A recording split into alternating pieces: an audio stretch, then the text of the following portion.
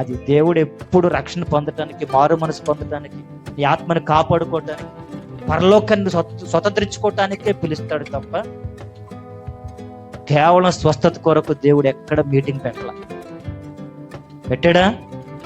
స్వస్థత కొరకు ఎక్కడన్నా ఒక కూటం పెట్టాడు దేవుడు? విడుదల కొరకు కూటం పెట్టాడా? ఎక్కడ పెట్టల.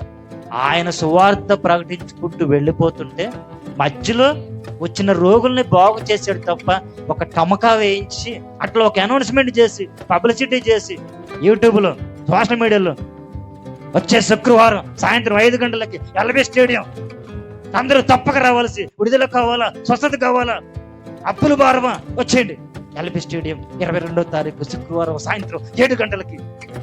అద్భుతం కోసం ఎదురు చూస్తున్న వారులారా రండి. దేవుడు ఎక్కడైనా ఇలాంటి అనౌన్స్మెంట్లు, పబ్లిసిటీలు చేశాడా? ఎక్కడా చేయాలి. దేవునికి విరుద్ధమా కాదా? సువార్త సభలు పెట్టాలి. రక్షణ లేని వారులారా, పాపులారా, లోకానుసారంగా జీవిస్తున్న వారులారా రండి, దేవుడు విడిపిస్తాడు. రండి, మారు మనసు పొందండి, రక్షించబడాలి, దేవుడు రాజ్యానికి చేరాలి. ఇదే మిక్కిలి అనుకూలమైన సమయం. మంచి వాక్యం. ఆదివారం రాత్రి 7 గంటలకు లైవ్లో, కాలేజ్ గ్రౌండ్లో, లైవ్లో, ఆడిటోరియంలో రండి అని అటువంటి అనౌన్స్మెంట్, పబ్లిసిటీ ఎలా ఉంది? అర్థమైందా? హల్లెలూయా.